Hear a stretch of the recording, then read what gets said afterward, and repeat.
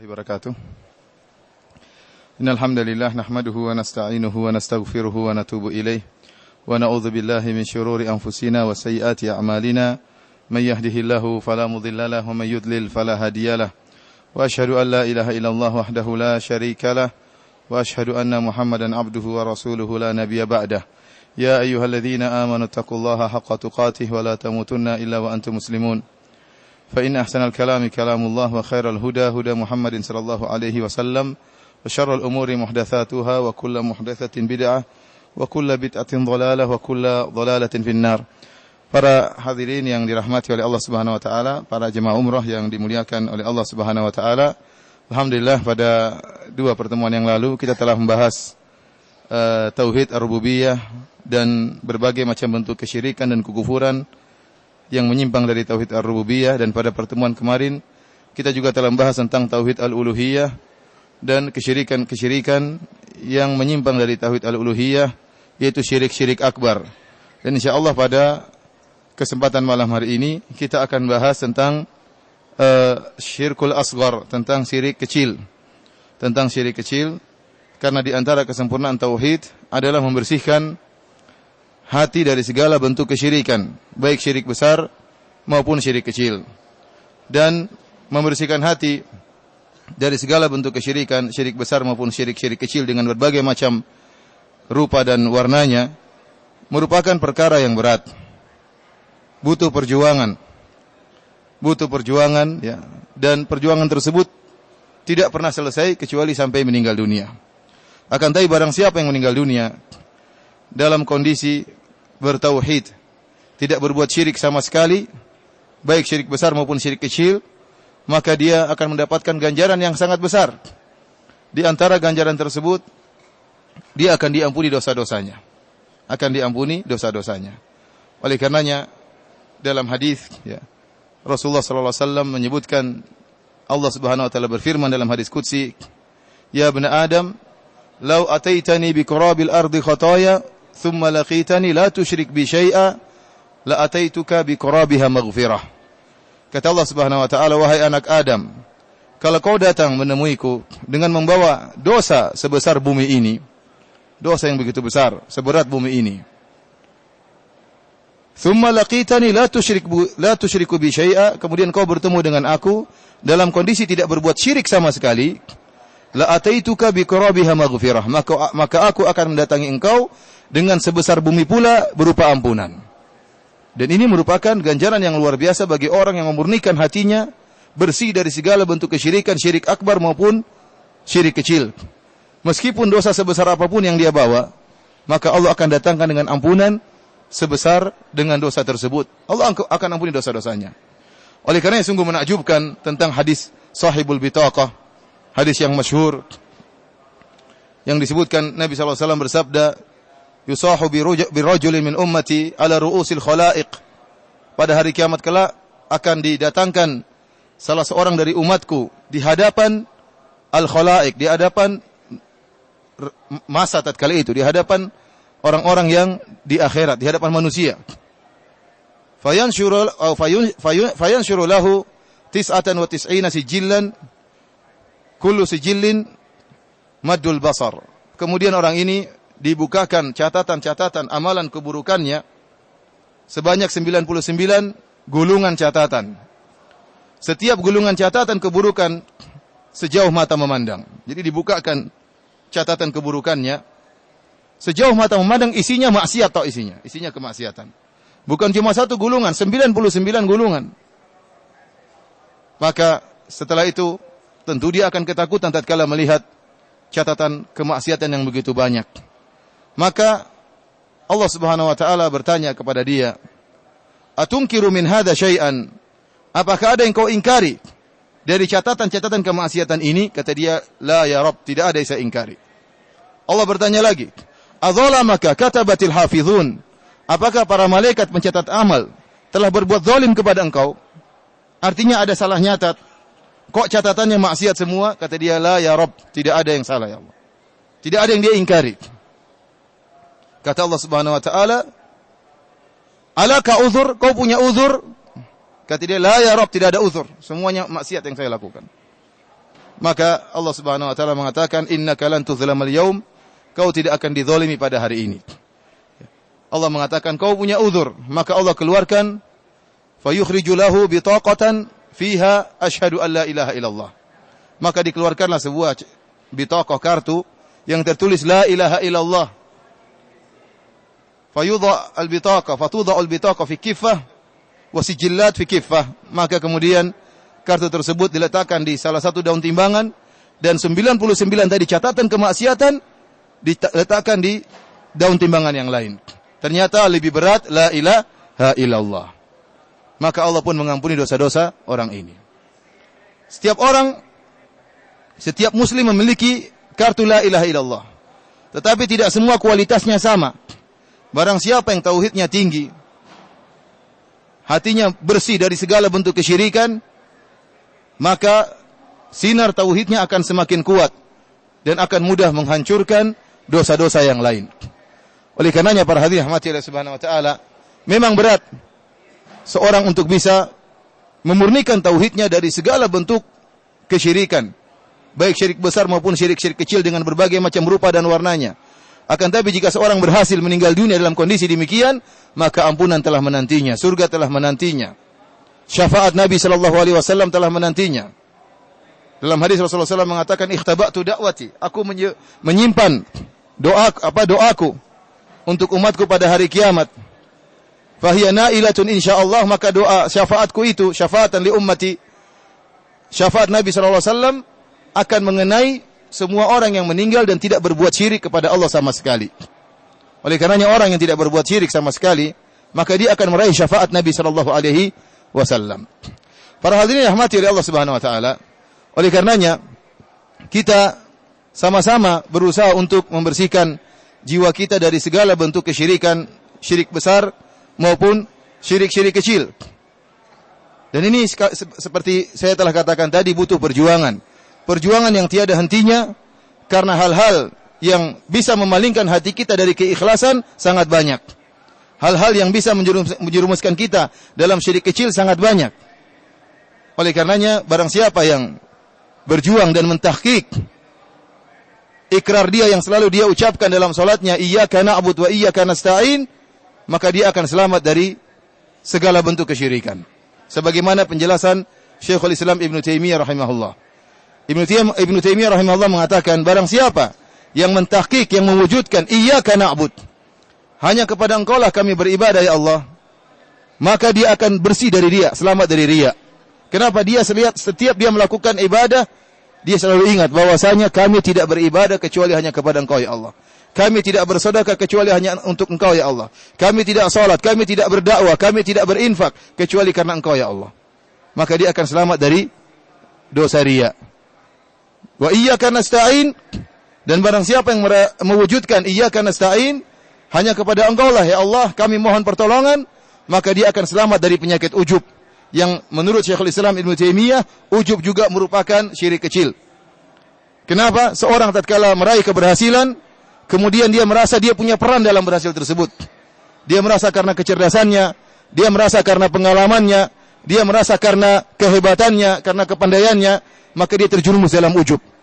Dan orang yang bebas dari ujub, dia sadar bahwasanya segala sesuatu berdasarkan isti'anah dari Allah, pertolongan dari Allah Subhanahu wa taala. Memang dia punya pengalaman, memang dia punya kecerdasan, tetapi kecerdasan tersebut juga dari Allah. Pengalaman tersebut juga Allah yang siapkan sehingga dia punya banyak pengalaman, kemudian dia berhasil. Oleh karenanya barang siapa yang mentahqiq mewujudkan iyyaka na'budu wa iyyaka nasta'in, maka dia akan bersih dari segala bentuk kesyirikan, riya maupun ujub.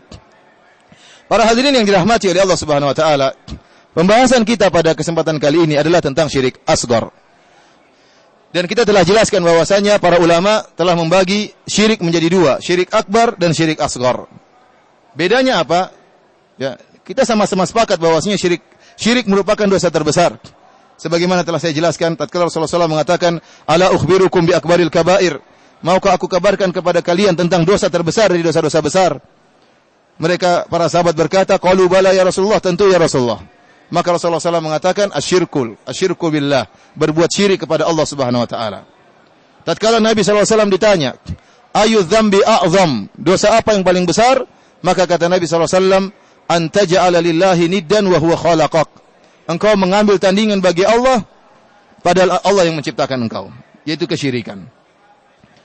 Dan syirik terbagi menjadi dua, syirik akbar dan syirik kecil. Syirik asgar. Adapun syirik akbar, perbedaannya dengan syirik asgar, barang siapa yang terjerumus dalam syirik akbar, maka dia keluar dari Islam. Dia keluar dari Islam. Syahadahnya la ilaha illallah batal. Sebagaimana wudu bisa batal, sebagaimana solat bisa batal, haji bisa batal, puasa bisa batal. Rukun pertama juga, syahadah la ilaha illallah juga bisa batal. Batalnya dengan apa? Dengan kesyirikan dan kekufuran. Barang siapa yang terjerumus dalam syirik akbar, la ilaha illallahnya batal, maka dia keluar dari Islam. Adapun syirik kecil tidak. Barang siapa yang terjerumus dalam syirik kecil, nanti akan kita jelaskan bentuk-bentuknya, maka dia tidak kafir. Dia hanya terjerumus dalam dosa. Dosa yang berbahaya, namun tidak sampai derajat kekafiran. Ini perbedaan pertama. Perbedaan kedua, jika seorang terjerumus dalam syirik akbar, maka seluruh amal perbuatan dia gugur. Seluruh amal perbuatan dia gugur. Lain asyrakta la yahbatanna amaluk. Jika engkau melakukan kesyirikan, maka akan gugur seluruh amal perbuatanmu. Adapun syirik asgar, syirik kecil, maka dia hanya menggugurkan amalan yang tercampurnya tersebut. Tidak semua amalan yang lain. Yang ketiga, jadi ini ada khilaf di antara para ulama. Sebagian ulama mengatakan bahwasanya di antara perbedaan syirik akbar dan syirik kecil, syirik akbar tidak akan diampuni. Allah berfirman, "Innallaha la yaghfiru ay yushraka bih wa yaghfiru ma duna dzalika liman yasha." Sungguhnya Allah tidak akan mengampuni syirik besar, dan Allah tidak akan mengampuni dosa kesyirikan, dan Allah mengampuni dosa selain kesyirikan. Adapun syirik kecil, sebagian ulama mengatakan termasuk dalam kehendak Allah, bisa diampuni bisa tidak, sebagaimana dosa-dosa yang lain. Dan ini ada khilaf pada poin yang ketiga ini. Sebagian ulama seperti Syekhul Islam Ibnu Taimiyah, banyak perkataan-perkataan beliau yang mengisyaratkan bahwasanya beliau berpendapat syirik kecil pun tidak akan diampuni oleh Allah Subhanahu wa taala. Adapun murid beliau Ibnu Qayyim rahimahullah cenderung kepada pendapat bahwasanya syirik kecil bisa diampuni oleh Allah Subhanahu wa taala. Mereka yang mengatakan syirik kecil tidak akan diampuni oleh Allah, mereka berdalil dengan keumuman firman Allah Subhanahu wa taala, "Innallaha la yaghfiru ay yushraka bih." Sungguhnya Allah tidak akan mengampuni dosa kesyirikan. Di sini Allah menyebutkan syirik secara umum, sehingga mencakup syirik besar maupun syirik kecil. Dan yang dimaksud oleh para ulama, syirik kecil tidak akan diampuni, bukan berarti orang yang melakukan syirik kecil akan masuk dalam neraka jahanam, kekal di dalamnya selama-lamanya. Bukan begitu maksudnya. Maksudnya syirik kecil kalau tidak diampuni, artinya dia harus ditimbang dalam timbangan keburukan. Kemudian di al-muwazanah, kemudian dibandingkan dengan kebaikan-kebaikan yang dimiliki oleh hamba tersebut. Artinya tidak diampuni bukan berarti orang yang melakukan syirik asgar kemudian kekal dalam neraka jahanam. Tidak. Tetapi dia akan harus diletakkan dalam timbangan keburukan. Ini maksudnya demikian. Sehingga terjadi timbangan. Namun pendapat yang lebih rajih wallahu alam bisawab adalah pendapat yang menyatakan syirik kecil di bawah masyiah Allah, di bawah kehendak Allah Subhanahu wa taala. Sebagaimana dosa-dosa yang lain. Jika Allah berkehendak Allah ampuni, jika Allah berkehendak Allah tidak ampuni, maka diletakkan dalam timbangan keburukan. Kenapa? Karena banyak dalam Al-Quran ayat-ayat yang menyebutkan syirik secara umum, tetapi maksudnya syirik akbar. Contohnya seperti firman Allah Subhanahu wa taala, "Innahu may yusyrik billahi faqad harramallahu alaihi al-jannah wa ma'wahu an-nar wa ma lidh-dhalimin min ansar." Sungguhnya barang siapa yang berbuat kesyirikan kepada Allah, maka Allah haramkan surga baginya dan tempat kembalinya neraka jahanam dan tidak ada penolong baginya. Di sini Allah mengatakan, sungguhnya barang siapa yang berbuat syirik. Maksudnya apa? Syirik akbar. Bukan syirik kecil. Karena Allah mengatakan Allah haramkan surga baginya. Tidak mungkin masuk surga selamanya. Maksudnya syirik akbar. Padahal lafalnya umum. Contohnya lagi seperti firman Allah Subhanahu wa taala, "La in asyrakta la yahbatanna 'amaluk." Jika kau berbuat kesyirikan akan gugur seluruh amalanmu. Maksudnya apa? Syirik akbar, padahal lafalnya umum. Dengan ijma' ulama, maksudnya syirik akbar. Dari sini demikian pula firman Allah Subhanahu wa taala, "Innallaha la yaghfiru ay yushraka bih." Allah tidak akan mengampuni dosa kesyirikan. Maksudnya syirik akbar. Akan tapi para hadirin, meskipun dinyatakan dengan nama syirik kecil, bukan berarti dia dosa yang ringan. Bukan berarti dia dosa yang ringan. Bahkan dia bisa menyebabkan dia termasuk dari dosa besar. Ya, meskipun dia disebut dengan syirik kecil, dia termasuk dari keumuman kesyirikan dan termasuk dosa besar dan bisa mengancam pelakunya terjerumus dalam neraka jahanam. Bukankah telah kita sampaikan pada pertemuan yang lalu tentang 3 orang yang diazab oleh Allah Subhanahu wa taala karena riya, yang berjihad karena riya, yang bersedekah karena riya, dan yang menjadi ustadz atau alim karena riya, dimasukkan dalam neraka jahanam. Oleh karenanya syirik asghar, meskipun dikatakan dia syirik kecil, dia termasuk dosa besar. Dia termasuk dosa besar. Para hadirin yang dirahmati oleh Allah Subhanahu wa taala, barang siapa yang perhatikan bagaimana perhatian Nabi terhadap tauhid, maka dia akan sadar Nabi ingin menjauhkan umatnya dari segala bentuk kesyirikan sejauh-jauhnya. Oleh karenanya Nabi Ibrahim alaihissalam berdoa, "Wa junubni wa baniya an na'budal asnam." Ya Rabbku, jauhkanlah aku dan anak-anakku dari penyembahan berhala. Jauhkanlah aku dan anak-anakku dari kesyirikan. Artinya apa? Nabi Ibrahim dan anak-anaknya jauh, bukan hanya sekedar tidak melakukan kesyirikan, tapi Nabi Ibrahim berdoa untuk dijauhkan sejauh-jauhnya dari segala bentuk kesyirikan. Bukan hanya sekedar janganlah buat kami terjerumus dalam kesyirikan, tidak. Bukan hanya tidak terjerumus, bahkan jauh dari kesyirikan. Ini doanya Nabi Ibrahim alaihissalam. Oleh karena kita lihat Nabi mengharamkan banyak perkara terhadap kaum muslimin agar terjauh dari orang-orang musyrikin. Baik dalam perkara ibadah maupun dalam perkara adat. Contoh dalam perkara ibadah, Rasulullah SAW melarang kita untuk meniru gaya-gayanya ibadah orang-orang musyrikin. Sampai-sampai Rasulullah SAW menyuruh para sahabat untuk sholat menggunakan sendal-sendal mereka dan suruh sholat menggunakan sepatu-sepatu mereka, karena orang-orang Yahudi tatkala mereka sholat, mereka tidak pernah pakai sepatu dan tidak pernah pakai sendal. Ini di zaman Nabi SAW. Sampai-sampai dalam masalah ibadah Rasulullah SAW menyuruh untuk menyelisihi. Demikian juga bahkan Rasulullah SAW melarang kita untuk sholat setelah asar dan sholat setelah subuh. Kenapa? Karena pada waktu itu penyembah matahari sedang beribadah kepada matahari. Bukan cuma dilarang bentuk ibadahnya, waktu ibadahnya pun dilarang.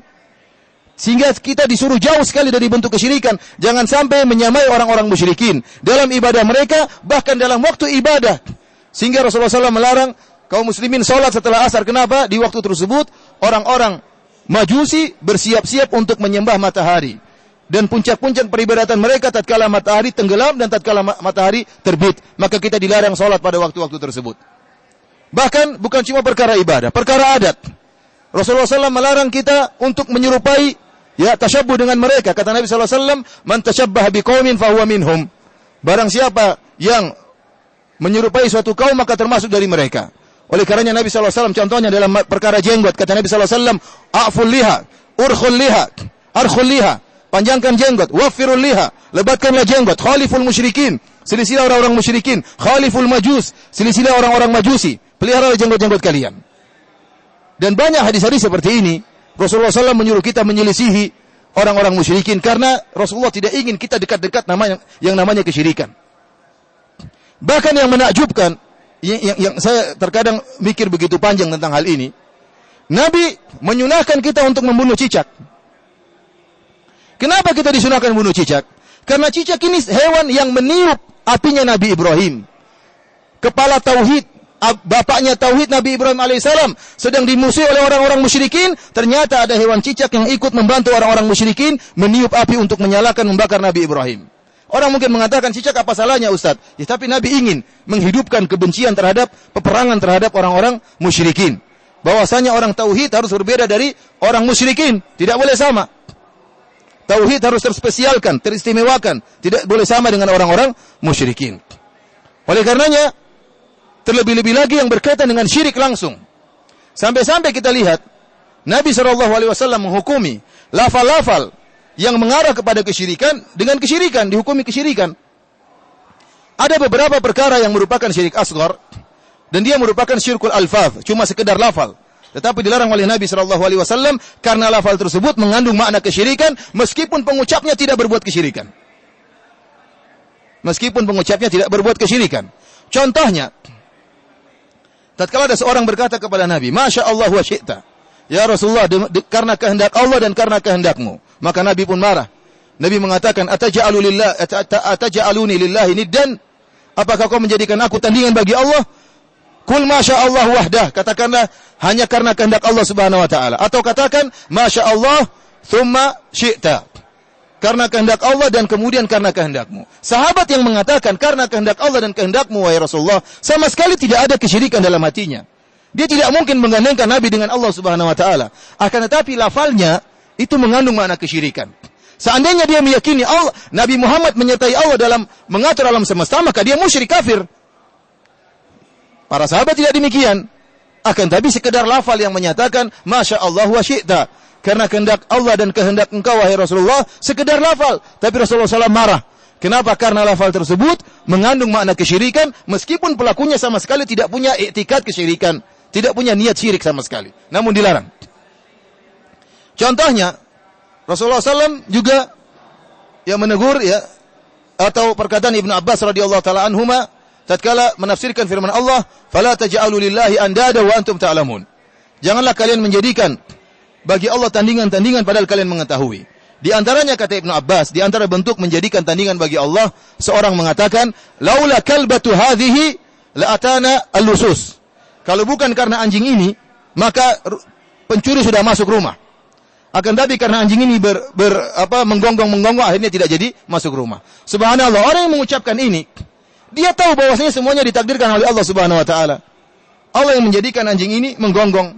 Tetapi tatkala lafal tersebut mengesankan kepada kesyirikan, seakan-akan yang menyebabkan keselamatan adalah anjing ini, dan benar-benar dia benar-benar menyebabkan, tapi Allah tidak mau seperti ini. Seorang harus sadar bahwasanya laulallah, yang menyebabkan semuanya adalah Allah Subhanahu wa taala. Tatkala seorang mengucapkan kalau bukan karena anjing ini maka pencuri akan masuk di rumah kita, maka dihukum merupakan kesyirikan. Ini syirkul alfaz, hanya sekedar lafal. Pengucapnya tidak berniat bahwasanya penolong adalah anjing, tidak. Dan ini banyak dilakukan oleh sebagian saudara-saudara kita. Waduh, kalau bukan karena ini, waduh kalau bukan karena bapak itu, waduh kalau bukan karena om saya, waduh kalau bukan karena Pak Bupati, waduh kalau bukan karena ini sering diucapkan. Dan ini syirik dalam lafal. Dan ini dilarang oleh Nabi sallallahu alaihi wasallam. Contohnya seorang yang bersumpah dengan nama selain Allah Subhanahu wa taala. Wal Ka'bah, demi Ka'bah misalnya. Wal amanah, demi amanah, kata Nabi sallallahu alaihi wasallam, laisa minna man halafa bil amanah. Bukan dari bagian kami orang yang bersumpah dengan amanah. Kata Rasulullah SAW, la tahlifu bi abaikum. Janganlah kalian bersumpah dengan nama-nama orang nenek moyang kalian. Wa man kana halifan falyahlif billah aw liyasmut. Barang siapa yang hendak bersumpah, maka hendaknya bersumpah dengan nama Allah, kalau enggak diam. Seorang bersumpah dengan mengatakan demi amanah, demi nenek moyangku, demi negeriku, demi dia tidak menjadikan nenek moyang sebagai Tuhan, tidak. Hanya sekedar penghormatan kepada mereka. Akan tapi syariat tidak mau lafal seperti ini. Karena lafal ini lafal yang mengarah kepada kesyirikan. Dan seluruh lafal-lafal yang mengandung kesyirikan dilarang oleh syariat. Dan ini termasuk dari syirik asghar.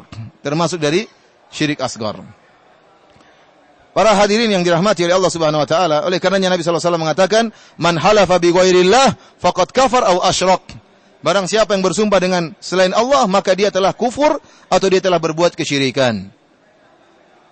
Bagaimana lagi dengan kesyirikan-kesyirikan yang berkaitan dengan amalan? Bagaimana lagi kesyirikan-kesyirikan yang berkaitan dengan keyakinan-keyakinan? Para hadirin rahmati oleh Allah Subhanahu wa taala, oleh karenanya pada kesempatan yang berbahagia ini, kita akan menyebutkan bentuk-bentuk syirik-syirik kecil, ya, semampu kita, terbatas waktu yang mengizinkan bagi kita untuk kita sampaikan. Tadi telah saya sebutkan di antara bentuk-bentuk syirik-syirik asghar dalam bentuk lafal. Seperti bersumpah dengan nama selain Allah Subhanahu wa taala.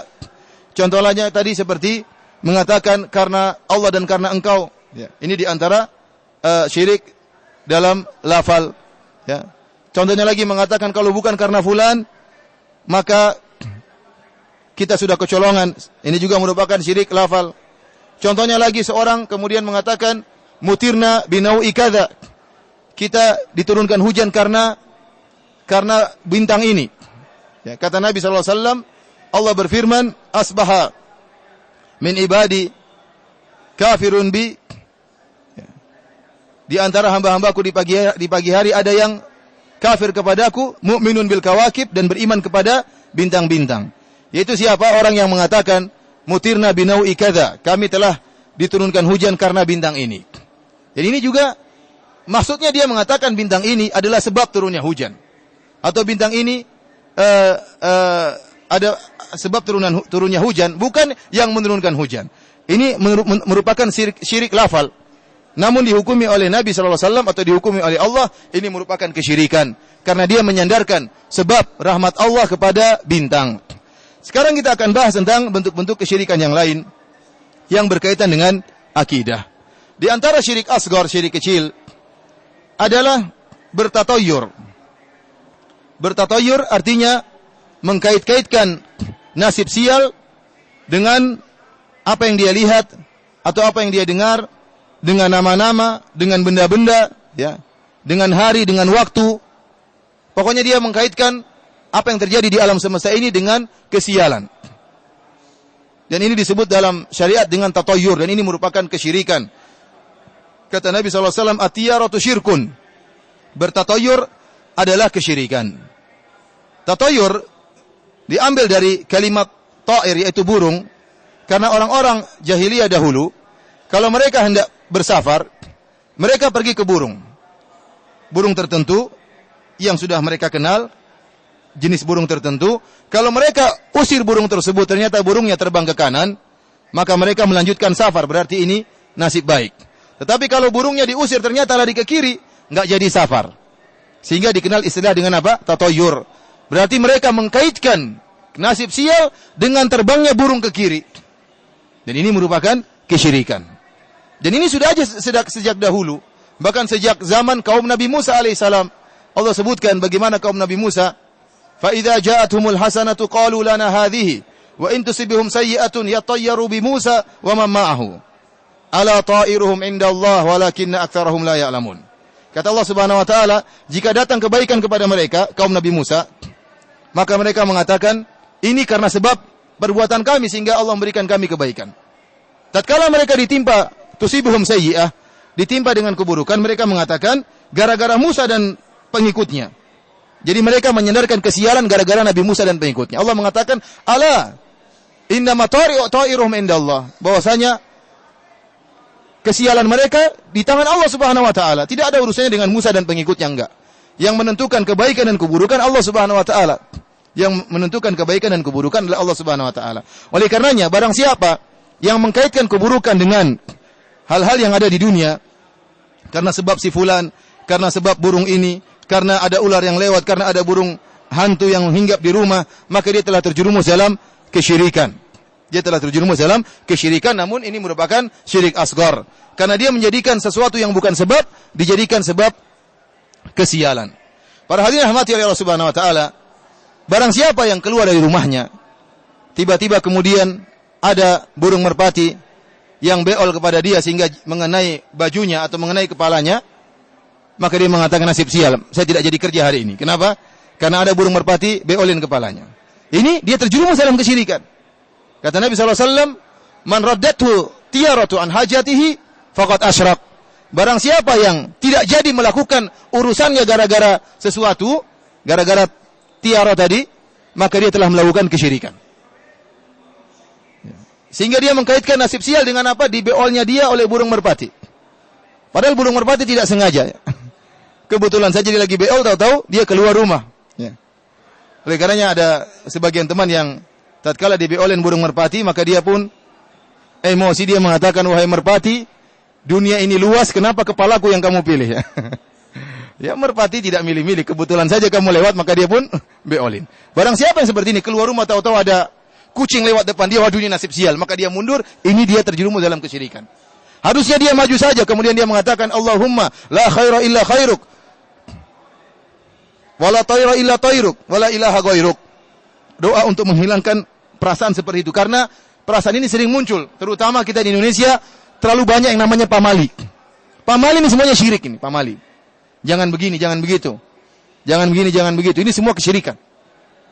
Oleh karenanya kita harus lawan dan cuek. Ya. Dalam hadis Rasulullah SAW mengatakan, wala safar, tidak ada kesialan dalam bulan safar. Karena dahulu orang-orang jahiliyah, mereka menganggap nikah di bulan safar adalah pernikahan yang sial. Aisyah mengatakan Rasulullah SAW menikahiku bulan safar. Atau bulan syawal. Ya. Atau bulan syawal, ya, saya lupa ya. Bulan syawal kalau nggak salah. Mereka menganggap sial bulan syawal. Maka Rasulullah SAW, Aisyah mengatakan Rasulullah SAW menikah di bulan Syawal. Dan betapa banyak di Indonesia seperti ini. Ada primbon, ya kalau nikah harus pada bulan apa Legi, apa bulan Kliwon, apa nggak ngerti macam-macam, merepotkan diri. Sudah harus cari-cari tanggalnya setengah mati, lahirnya kapan, kemudian dicari-cari tanggalnya, dipas-pasin, kemudian cerai juga. Ini nggak ada hubungannya dengan kesialan. Ini banyak di tanah air kita. Kita lagi di rumah tahu-tahu datang burung hantu 2 ekor. Bersiul-siul di rumah. Wah, mengerikan ini. Ini berarti ada yang akan meninggal di antara kita. Padahal 2 burung hantu ini lagi pacaran di mana? Dia nggak tahu. Dikait-kaitkan dengan nasib sial. Ini merupakan kesyirikan. Ini merupakan apa? Kesyirikan. Oleh karenanya, apa yang tersebar di buku-buku primbon, ya, bahwasanya harus begini, tidak boleh begini, tidak boleh begini, tidak boleh potong kuku pada hari Kamis, tidak boleh seorang yang masih lajang kemudian duduk di depan rumah, ya tidak boleh, nanti begini, nanti ini semua kesyirikan, tidak pernah diajarkan oleh Islam. Dan ingat, kita umat Islam tidak boleh bersembarang akidah, jangan buat akidah sembarangan. Ma anzalallahu biha min sultan. Allah melarang hal ini. Tidak boleh kita berakidah kecuali ada dalilnya dari Al-Quran dan Sunnah. Tidak boleh sembarang berakidah. Kalau ingin sembarang berakidah, jangan jadi orang Islam. Orang Islam punya aturan dari Allah dan Rasulnya. Tidak boleh sembarang berakidah. Adapun akidah-akidah yang tersebar seperti hal ini, maka merupakan kesyirikan. Disebutkan dalam sejarah, ada seorang raja yang dia keluar dari istananya. Tiba-tiba dia buka pagar istananya, ketemu dengan orang buta. Baru pertama keluar pintu gerbang istana, dia melihat orang buta. Maka dia bilang, ini orang sial ini. Maka orang buta tersebut dipenjara oleh sang raja. Dipenjara. Karena dia menganggap orang buta ini mendatangkan kesialan. Maka sang raja pun keluar dengan tenang hatinya. Kenapa? Karena pembawa sial telah dia penjarakan. Dia keluar sampai sore hari dia pulang dan dia merasa tentram. Lalu dia bebaskan orang buta tadi. Dia mengatakan, benar, lihat alhamdulillah, saya selamat, kamu bawa sial, saya penjarakan. Kata orang buta tadi, wahai raja, yang bawa sial saya atau kamu? Gara-gara kamu saya sial, saya dipenjara. Kamu yang bikin saya sial. Akhirnya sang raja pun malu. Oleh para hadirin rahmatillah subhanahu wa ta'ala, ya. Ada orang baru buka toko, tahu-tahu orang sumbing atau orang bisu yang belanja, langsung nggak jadi, dia tutup. Ini pembeli pertama, waduh kayak begini modelnya, ini hari sial, dia tutup toko. Ini semua kesyirikan. Ada yang mengatakan saya tidak mau kerja kecuali jangan hari Sabtu hari pertama kerja. Sampai saya pernah ketemukan orang seperti ini. Saya suruh dia kerja di Madinah. Dia mengatakan, afwan saya tidak bisa kalau hari pertama kerja hari Sabtu. Tidak bisa. Kenapa? Pokoknya nggak bisa. Aturan dari Indonesia nggak bisa. Seperti ini keyakinan yang merepotkan seseorang seperti ini. Namanya tiaroh ini keyakinan yang merepotkan seseorang. Merepotkan hidupnya dan hidupnya pun akhirnya penuh dengan kerepotan, terlalu banyak aturan dan juga tidak kaya-kaya, tetap aja miskin. Tetap aja miskin. Dia ingin supaya berkah, ingin hartanya banyak, ingin tidak sial. Akhirnya dia hidupnya susah. Hidupnya susah. Segala sesuatu ada hitungannya, ada perimbonnya. Dan ini semua bentuk-bentuk kesyirikan. Di antara bentuk-bentuk seperti ini, seperti keyakinan Feng Shui yang tersebar di tanah air kita. Dari keyakinannya orang-orang penyembah jin, ya, penyembah dewa-dewa, yang dewa-dewa tersebut adalah jin, orang-orang Buddha atau orang Hindu, ya, penyakit adanya Feng Shui, ya. Kalau bentuk seperti ini menantangkan gini, kalau bentuk seperti ini menantangkan ini, semua khurafat. Ini semuanya merupakan apa? Kesyirikan. Ini di antara syirik kecil. Barang siapa yang, ya, dia tidak jadi berbuat gara-gara ada sesuatu yang menurut dia membawa sial, maka dia telah terjerumus kesyirikan. Seorang yang bertauhid, maka dia tetap berjalan. Dan dia menyerahkan urusannya kepada Allah Subhanahu wa taala, dia bertawakal kepada Allah Subhanahu wa taala. Kalau seandainya terjadi sesuatu, toh bukan karena kucing yang lewat tadi, bukan, tapi memang karena kehendak Allah Subhanahu wa taala. Bukan karena kucing yang lewat, bukan karena ular yang lewat, bukan, tapi semuanya karena Allah Subhanahu wa taala, dan dia harus melawan hatinya karena terkadang karena terlalu tersebar di masyarakat timbul perasaan-perasaan seperti itu dalam hati seorang yang bertauhid. Ini di antara syirik asghar, yaitu mengkaitkan nasib-nasib sial dengan apa yang dilihat dan apa yang didengar, atau nama dengan waktu tertentu atau dengan tempat tertentu. Kemudian di antara syirik asghar yang tersebar di tanah air kita pula adalah memakai jimat. Dan terlalu banyak orang-orang yang pakai jimat. Yang jadi masalah, kiai-kiai juga jualan jimat. Bahkan mahal jimatnya dijual dengan mahal. Saya ketemu dengan para pembeli-pembeli jimat tersebut. Meskipun saya tidak pernah beli jimat tersebut, tapi para pembeli-pembelinya saya sering ketemu. Wah, harganya mahal Ustaz. Ini jimat untuk ini. Semakin tujuannya semakin hebat, semakin mahal jimat tersebut. Yang ingin cepat sukses ini, yang ingin diterima pekerjaannya jimatnya ini. Apa ada jimat enggak supaya sukses poligami? Belum ada sampai sekarang. Kalau ada mungkin mahal sekali. Ini jimat-jimat seperti ini subhanallah. Dijual belikan. Kesyirikan dijual belikan. Raja-raja ditulis. Gambar-gambar kotak, gambar-gambar bintang, gambar macam-macam. Dan ini merupakan kesyirikan. Para hadirin rahmati Allah Subhanahu wa taala. Dalam hadis Nabi SAW bersabda yang diriwayatkan oleh Abdullah bin Mas'ud radhiyallahu taala anhu, Nabi bersabda, "Inna ruqa wa tamaima wa tiwala tasyirkun." Sungguhnya jambi-jambi dan jimat-jimat, mantra-mantra dan jimat-jimat dan tiwalah yaitu pelet yang membuat suami cinta kepada istri atau istri cinta kepada suami adalah kesyirikan kata Nabi sallallahu alaihi wasallam. Ini merupakan kesyirikan. Hadis ini ada sebab wurudnya atau sebab kenapa Ibnu Mas'ud menyebutkan hadis ini. Karena istrinya, salah satu dari istri Ibnu Mas'ud radhiyallahu taala anhu, dia memakai jimat entah di kalungnya atau di tangannya dan dilihat oleh Ibnu Mas'ud, maka Ibnu Mas'ud pun faqata'ahu ya qata'an anifan, maka dia melepas dengan keras. Dia mengatakan apa ini? Maka istrinya mengatakan, "Saya sebelumnya mata saya bergerak sendiri. Maka saya pun pergi ke seorang dukun Yahudi, maka saya dikasih jimat ini sekarang sembuh." Maka Ibnu Mas'ud mengatakan itu syaitan. Ya. Syaitan yang membuat demikian. Tatkala kamu memakai syaitan juga, maka syaitan itu berhenti dari mengganggumu. Dan demikianlah sering terjadi. Seharusnya dilawan dengan apa? Dengan ruqyah. Dengan ruqyah, bukan dengan memakai jimat bantuan jin atau bantuan syaitan, bantuan dukun.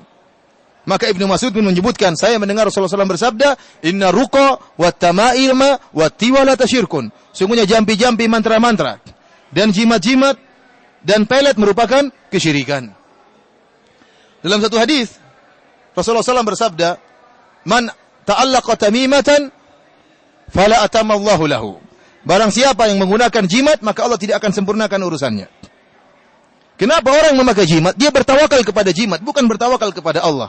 Dan kesyirikan sangat nampak pada orang memakai jimat. Dia tidak pernah pede keluar rumah, dia harus pakai jimat anti kebal senjata. Kalau nggak pakai jimat, dia nggak pede keluar rumah. Bahkan mau jihad pun dia pakai jimat. Dan banyak orang-orang berjihad pakai jimat. Kalau nggak pakai jimat, dia nggak berani. Sampai-sampai saya dengar cerita langsung dari saudara-saudara kita yang berjihad di Ambon. Sampai-sampai di sana sering orang-orang Nasrani mengeluarkan cewek-cewek telanjang bulat. Kenapa? Karena mereka tahu orang-orang Muslim pakai jimat. Kalau keluar lihat cewek telanjang, jimatnya buyar, nggak berfungsi. Sehingga benar-benar dikeluarkan cewek-cewek telanjang. Kenapa? Sebelumnya pakai jimat, pakai raja, baru kemudian apa? Berperang. Oleh karenanya, ini yang sangat menyedihkan, sebagaimana sebagian masyayikh kita yang pernah berjihad di Afghanistan juga menasihati para mujahidin di sana, jangan pakai jimat. Namun mereka tidak mau. Mereka tetap pakai apa? Pakai jimat.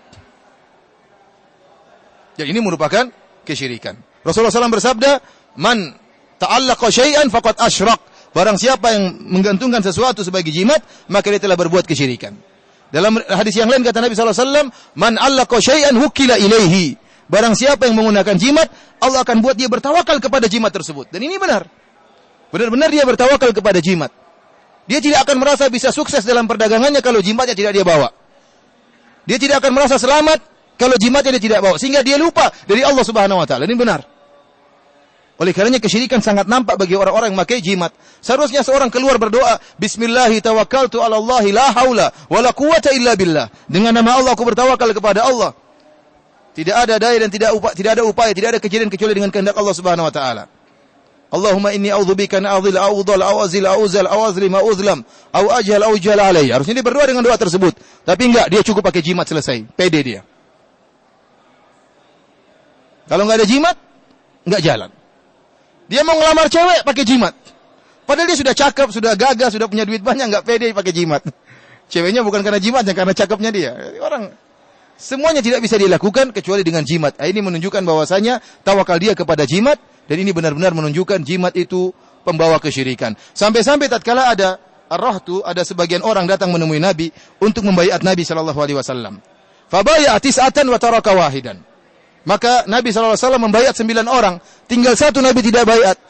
Maka ditanya kepada Nabi, wahai Rasulullah, engkau membaiat 9 orang, kenapa satu tidak kau baiat? Padahal baiat penting. Maka Nabi mengatakan, inna alaihi tamimah. Dia pakai jimat, kata Nabi SAW. Sehingga Nabi tidak mau membaiat dia. Akhirnya lepaslah jimat tersebut, baru kemudian Nabi membaiat dia. Dari sini para hadirin rahmati Allah Subhanahu wa taala, hukum pakai jimat adalah kesyirikan.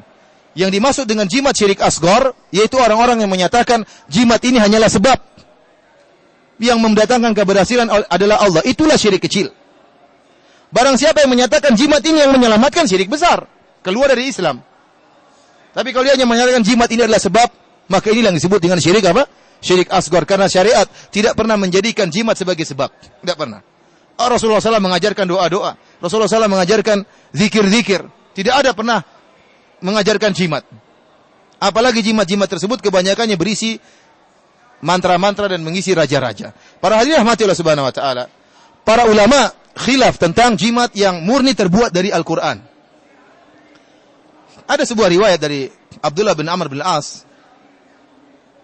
Dia membaca wirid dari Nabi sallallahu alaihi wasallam. Kemudian karena anak-anaknya belum bisa baca, maka dia pun menuliskannya wirid tersebut, kemudian dipakaikan di leher anaknya. Tetapi riwayatnya riwayat yang lemah.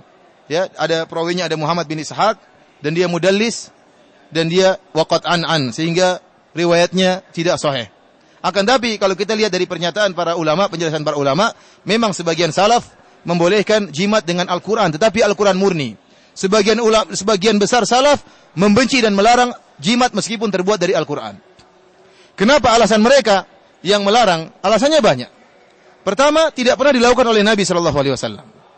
Kemudian Al-Qur'an adalah diturunkan untuk dibaca, bukan untuk ditempel, ya. Oleh karenanya, kalau seorang kemudian menempelkan ayat kursi di rumahnya dengan maksud supaya setan tidak masuk, ya tetap aja setannya masuk. Setannya apa mau baca dulu waktu mau masuk? Dia enggak baca, dia langsung nyelonong. Tapi kalau dibaca, kita baca baru menjadi, oleh karenanya seluruh yang diajarkan oleh Nabi adalah kita baca. Bukan kita enggak malas baca, kita tempel di rumah, sudah enggak perlu baca ayat kursi. Mau tidur langsung tidur. Tidak.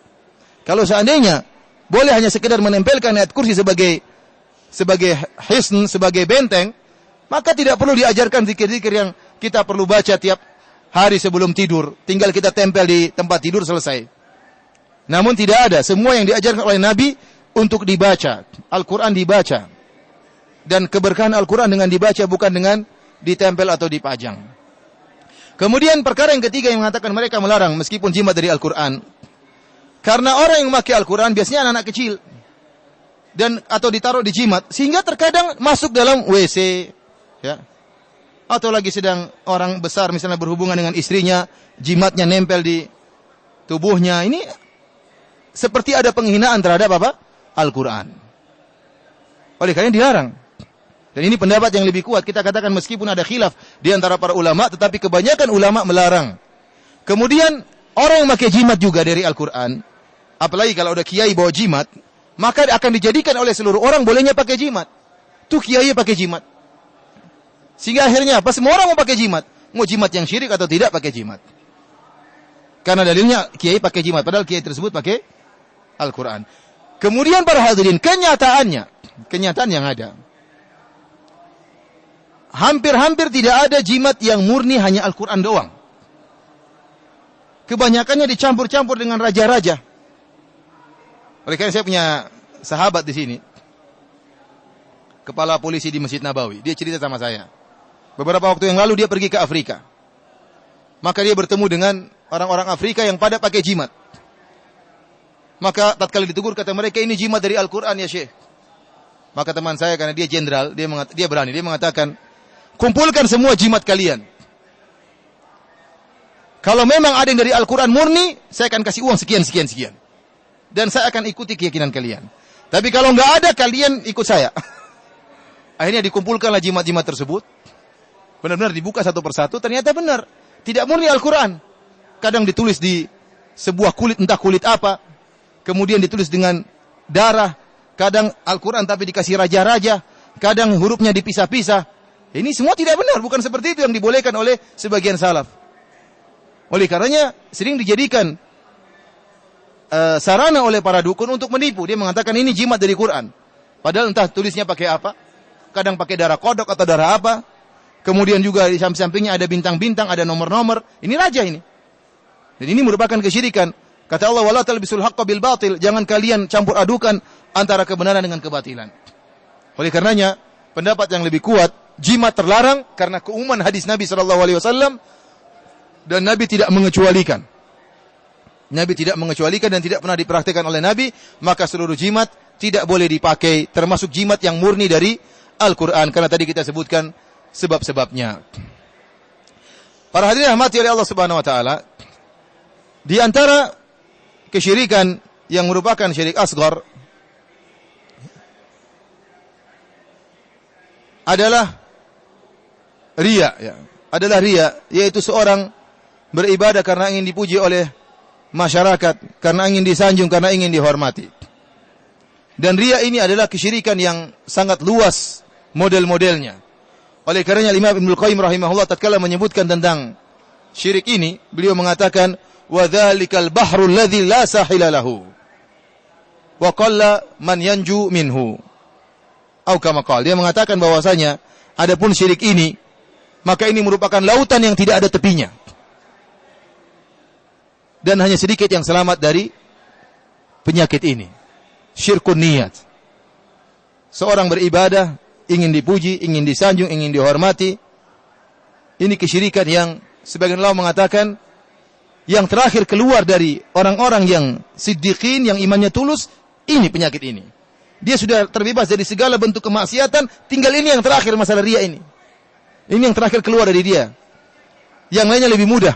Oleh karena Nabi SAW mengatakan, akhwafu ma akhafu alaikum asyirkul asghar. Yang paling aku khawatirkan menimpa kalian adalah syirik kecil. Adalah syirik. Syirik kecil. Maka, qalu, wa ma syirkul asghar ya Rasulullah? Mereka bertanya, apa syirik kecil wahai Rasulullah? Kata Rasulullah SAW, ar-riya. Itu seorang beribadah untuk dipuji. Dalam hadis yang lain, tatkala para sahabat sedang berbicara tentang Dajjal dan mereka mengetahui bahwasanya Dajjal perkaranya besar. Maka Nabi melewati mereka dan mereka sedang berbicara tentang Dajjal, fitnah yang luar biasa. Kata Nabi, ala ukhbirukum bima huwa akhwafu alaikum indi min fitnatil masjid Dajjal. Maukah aku kabarkan kepada kalian tentang fitnah yang lebih aku takutkan daripada fitnah Dajjal menimpa kalian? Qalu bala ya Rasulullah. Kata mereka, tentu ya Rasulullah, fitnah apakah itu? Kata Rasulullah SAW, asyirkul khafi, syirik yang samar. Dalam riwayat, syirkus sarair, syirik yang tersembunyi. Kemudian Nabi mencontohkan, kata Nabi, yakumur rajulu fayusalli fayuzayyina salatahu lima yara min nadhri rajulin ilaihi. Seorang berdiri, kemudian dia salat, dia bagus-baguskan salatnya karena dia tahu ada orang yang sedang melihat dia salat. Inilah syirik yang berbahaya dan dinamakan oleh Syekhul Islam Ibnu Taimiyah dengan syirku syahwat khafiyah, yaitu syahwat yang tersembunyi. Syahwat yang tersembunyi. Sebagaimana seorang punya syahwat terhadap makanan, sebagaimana seorang punya syahwat untuk minum, sebagaimana seorang lelaki punya syahwat terhadap wanita, ternyata orang-orang soleh juga punya syahwat untuk dihormati. Ternyata orang-orang soleh juga punya syahwat untuk diagung-agungkan, untuk disanjung. Dan ini syahwat. Dan merupakan kelezatan. Jika syahwat tersebut telah dipenuhi, maka dia akan merasakan kelezatan yang luar biasa. Oleh karenanya, seperti saya katakan, sering saya sampaikan, seorang rela mengorbankan nyawanya demi syahwat. Bukankah seorang yang berjihad karena ingin dipuji, dia rela untuk meninggal. Dia rela untuk meninggal. Yang penting dia diakui keberaniannya. Yang penting dia diakui kehebatannya. Yang penting dia diakui kejantanannya untuk dikenang. Maka dia rela mengorbankan nyawanya demi memuaskan syahwat dia supaya dia dikenang. Apalagi kalau nyawa saja dia rela korbankan, apalagi yang lainnya. Orang rela berkorban dengan miliar-miliar, yang penting dia dihormati oleh masyarakat. Gak jadi masalah miliaran. Dia rela ya untuk bekerja, untuk menghabiskan waktunya. Seperti seorang ustadz yang ingin cari pujian. Dia rela untuk menghafalin Quran, butuh waktu yang panjang. Dia rela untuk menghafalkan hadis sekolah bertahun-tahun. Hanya untuk memamerkan gelarnya dia doktor, kemudian dia ingin dipuji. Dia rela menghabiskan waktu yang banyak supaya untuk dipuji. Kalau nyawa saja dikorbankan, kalau harta saja dikorbankan, apalagi waktu. Yang penting syahwatnya terpenuhi. Sebagian ulama seperti At-Taibi atau At-Tibi menyebutkan, seorang kenapa dia riya? Dia merasa letih tatkala dia beribadah yang lihat hanya Allah Subhanahu wa taala. Dia ingin mendapat rileks sehingga dia ingin mendapatkan sebagian tujuan duniawi. Maka kemudian ternyata dia disanjung, kemudian dia dihormati. Maka kemudian akhirnya dia beribadah gara-gara ingin disanjung tersebut, gara-gara ingin dihormati tersebut. Karena kalau hanya Allah yang tahu, apa faedahnya gitu, maksudnya begitu. Kalau hanya Allah yang tahu, terus bagaimana? Tidak ada kenikmatan yang konkret di hadapan dia, enggak ada yang nyata di hadapan dia. Maka dia ingin kenikmatan yang konkret seperti sanjungan, orang-orang menjadi berkhidmat kepada dia, dia sering dikasih hadiah, dia sering dihormati, dia sering disanjung, dia didepankan, ya. Dia yang diutamakan. Ini kenikmatan syahwat yang dia rasakan. Oleh karena orang-orang seperti ini sangat menderita tatkala timbul saingannya. Tatkala timbul saingannya yang kemudian ternyata sebagian orang mulai menyanjungi saingannya tersebut.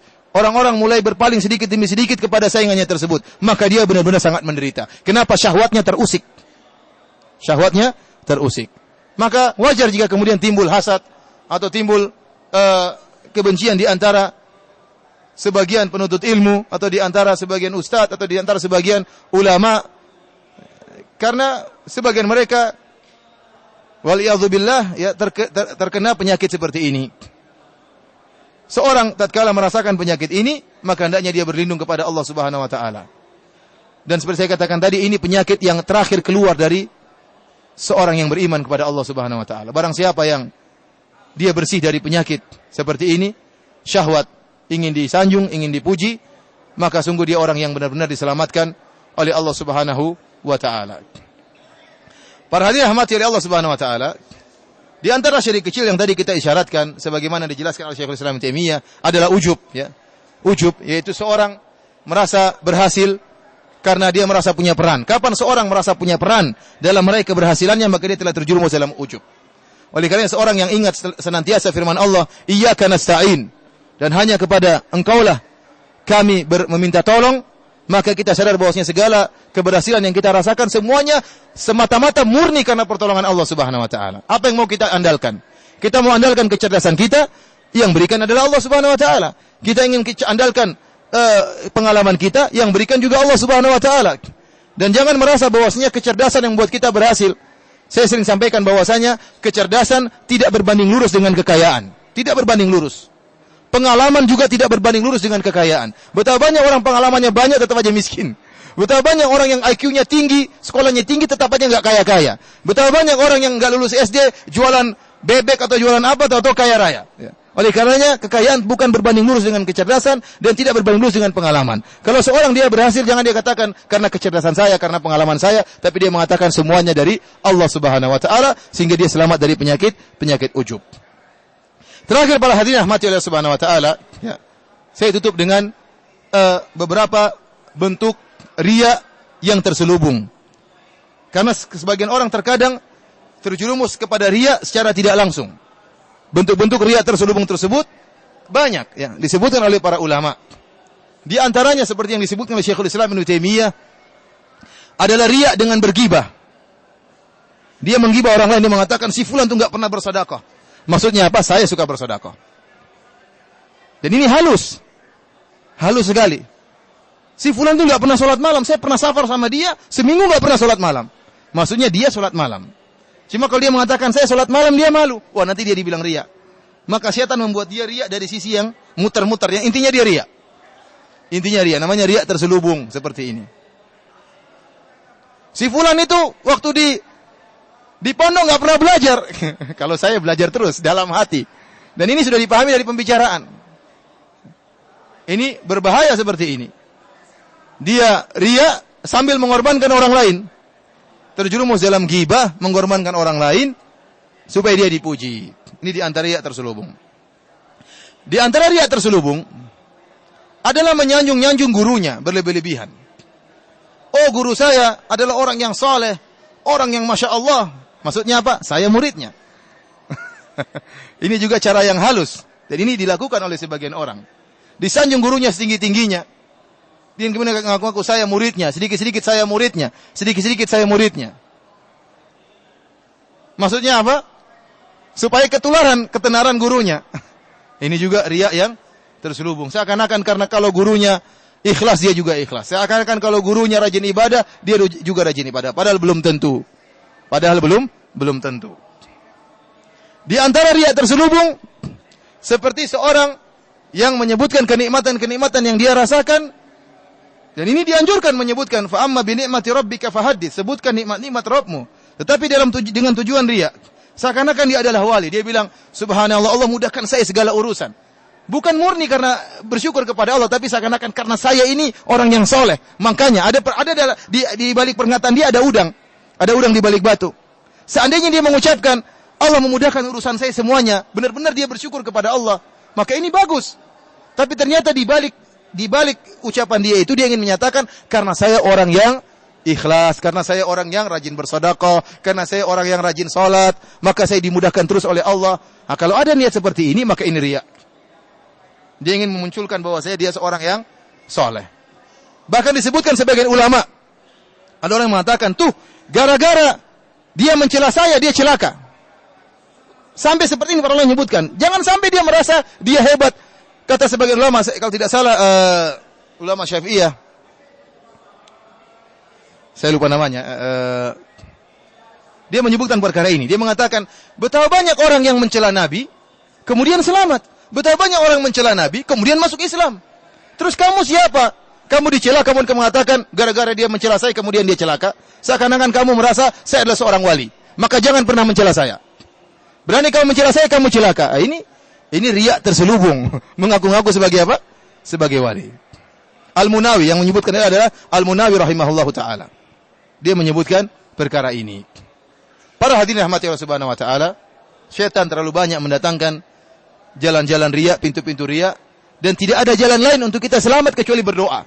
Jangan pernah mengandalkan keimanan antum yang sangat seadanya, kemudian antum merasa bisa lepas dari riya. Tidak ada jalan keluar kecuali berdoa kepada Allah subhanahu wa ta'ala. Oleh karena Nabi SAW mengatakan kepada para sahabat, asyirku fi hadhil ummah akhfa min dabibin namlati sauda fi sawfati sauda fi dhulumatil lail. Sungguhnya kesyirikan di dalam umatku ini seperti rayapan semut hitam di atas batu hitam dalam kegelapan malam. Siapa yang lihat? Semut merah saja di malam hari kita enggak lihat, apalagi semut hitam di batu hitam di malam hari. Siapa yang mau lihat? Maka mereka mengatakan, bagaimana kita bisa selamat ya Rasulullah? Maka Rasulullah SAW mengajarkan doa, Allahumma inna na'udzubika an nusyrika bika syai'an na'lamuhu wa nastaghfiruka lima la na'lamu. Ini doa yang harus kita ucapkan sering, karena sering kita terjerumus dalam riya. Ikhwan, kita sekarang hari ini kita ikhlas, 2 jam kemudian kita riya. Jangan 2 jam, 5 menit berikutnya kita sudah pamer amalan kita. Sering kita ingat doa ini. Allahumma inna na'udzubika an nusyrika bika syai'an na'lamuhu wa nastaghfiruka lima la na'lamu. Artinya, ya Allah, aku berlindung kepada Engkau syirik yang kami sadari, dan aku mohon ampun dari syirik yang kami tidak sadari. Oleh karenanya, seorang hamba senantiasa berjuang untuk ikhlas kepada Allah Subhanahu wa taala sampai kapan? Sampai dia meninggal dunia. Dan dia tidak pernah berhenti dari perjuangan untuk meraih keikhlasan, dan terus berusaha untuk ikhlas dan terus meningkatkan kecintaan kepada Allah Subhanahu wa taala. Demikianlah para hadirin rahmati Allah Subhanahu wa taala apa yang bisa kita sampaikan. Selanjutnya, siapa yang bertanya saya persilakan.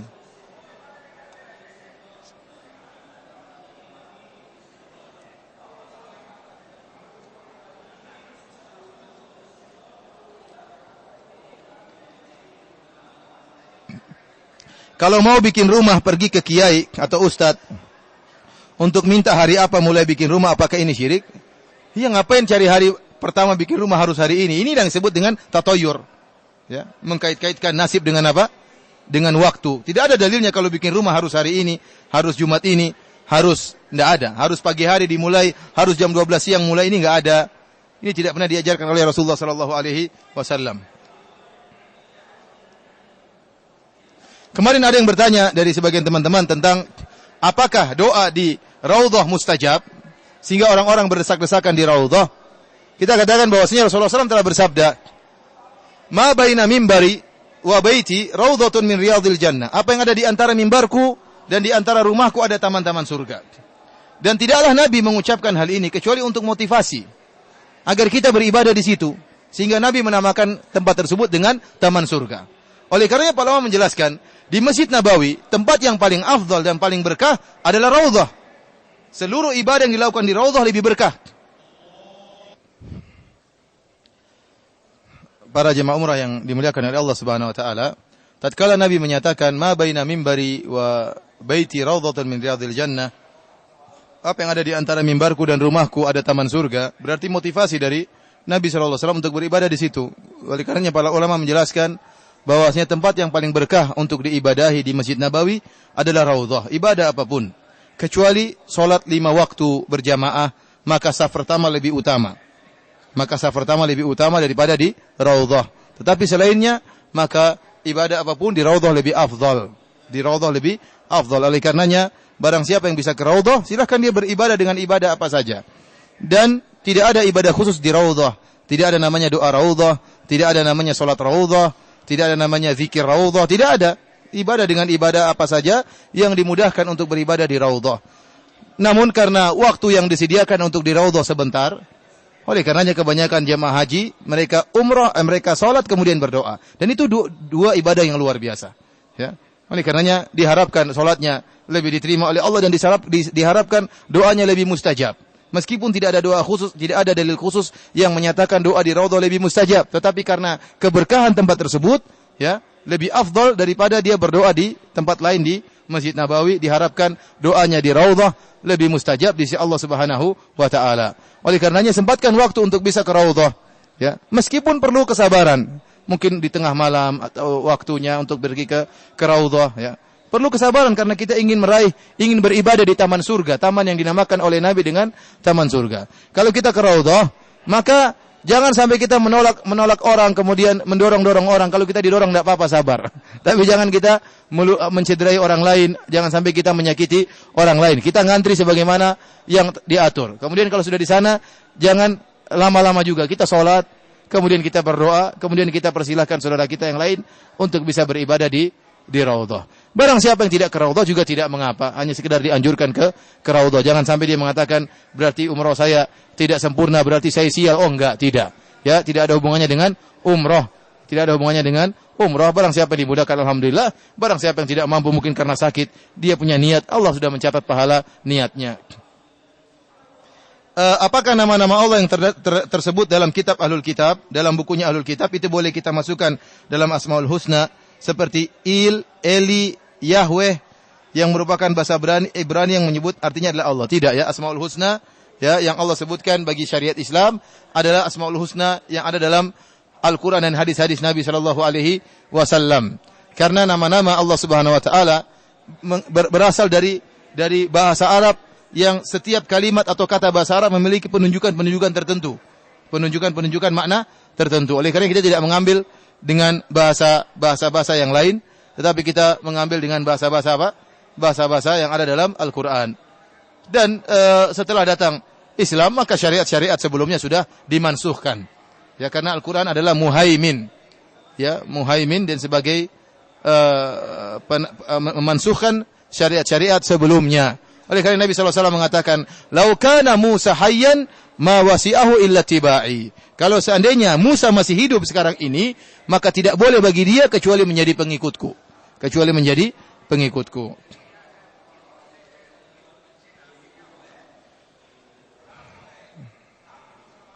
Kalau percaya atau menafsirkan mimpi dengan keyakinannya, apakah terbentuk kesyirikan? Tidak. Seorang ya menafsirkan, namanya tafsiran enggak pasti benar, ya.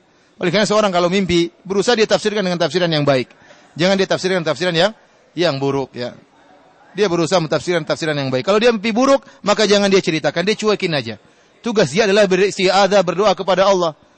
Kalau dia hanya menceritakan, apa faedahnya? Yang faedah bagi dia berdoa kepada Allah agar dilindungi dari keburukan. Dia banyak beribadah agar dijauhkan dari keburukan. Kalau dia ingin mentafsirkan, ya tafsirkan kepada tafsiran yang baik.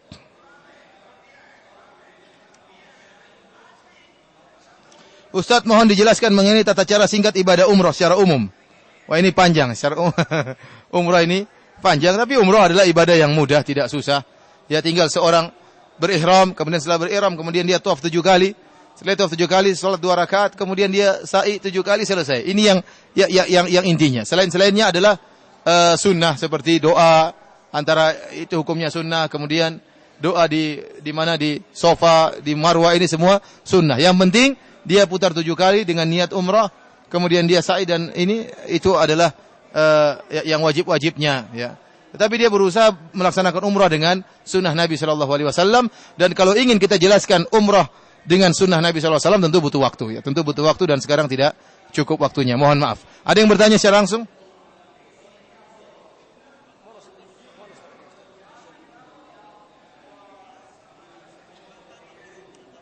Kenapa Diana? Contohnya?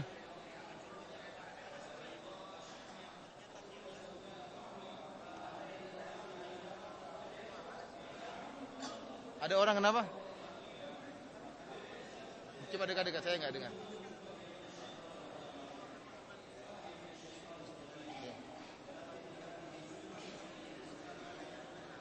Ada yang berak di depan pintu. Oh, pas depannya dibuka pintu ada kotoran. Iya, nah terus? Nah, terus akhirnya?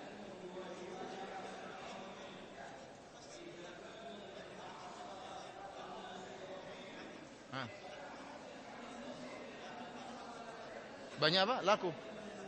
Oh. Iya.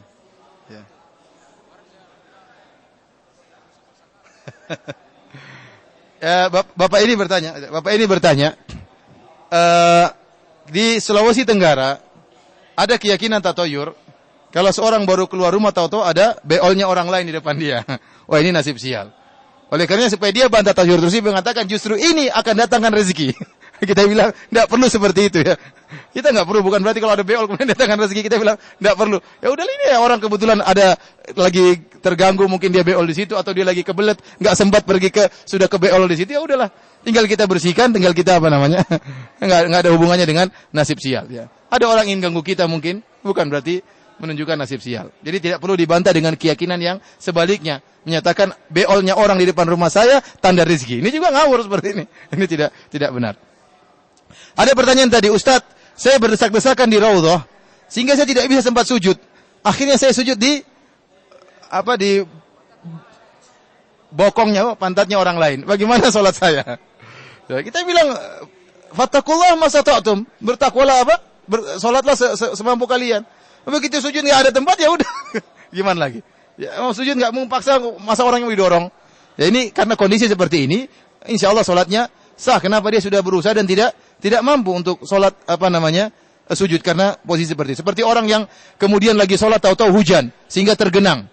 Dia nggak mungkin nyelupkan kepalanya dalam air, maka dia cukup merendahkan serendah-rendahnya, dan itulah yang dia mampu. Kata Allah, fattaqullaha mastata'tum. Bertakwalah semampu kalian. Wallahu a'lam bishawab.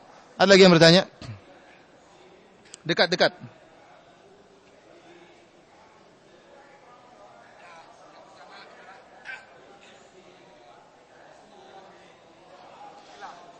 Masalah apa? Gelang, ya.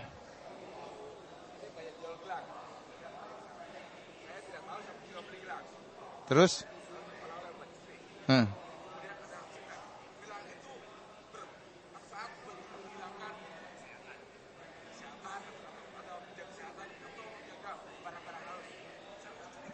Menjaga barang-barang halus. Iya. Assalamualaikum. Kenapa? Itu gelang emas atau gelang apa? Gelang kayu. Kalau dikatakan, jadi beliau ini bertanya, beliau beli gelang kayu, ternyata dikatakan gelang itu bisa mendatangkan kesehatan, atau gelang tersebut bisa menolak roh-roh halus atau bala. Ya jelas ini kesyirikan, ini jimat. Inilah yang disebut dengan apa? Jimat, maka buang ya. Kalau gelang emas jangan dibuang. Saya tadi tanya kayu apa emas, katanya kayu, buang aja kayu tersebut. Buang aja, enggak usah dibawa. Ya. Ana soal. دقيقة واحدة بس بكلم أروح. أنا بستخدم حمل المسك، أنا تحت الجسر اللي حمل المسك. أحد إندونيسي يشتري مني حاجات ونشدها فلوس صد حقه. في أحد بيندو أروح الجسر تحت، طيب أنا حمل المسك. أنا عندي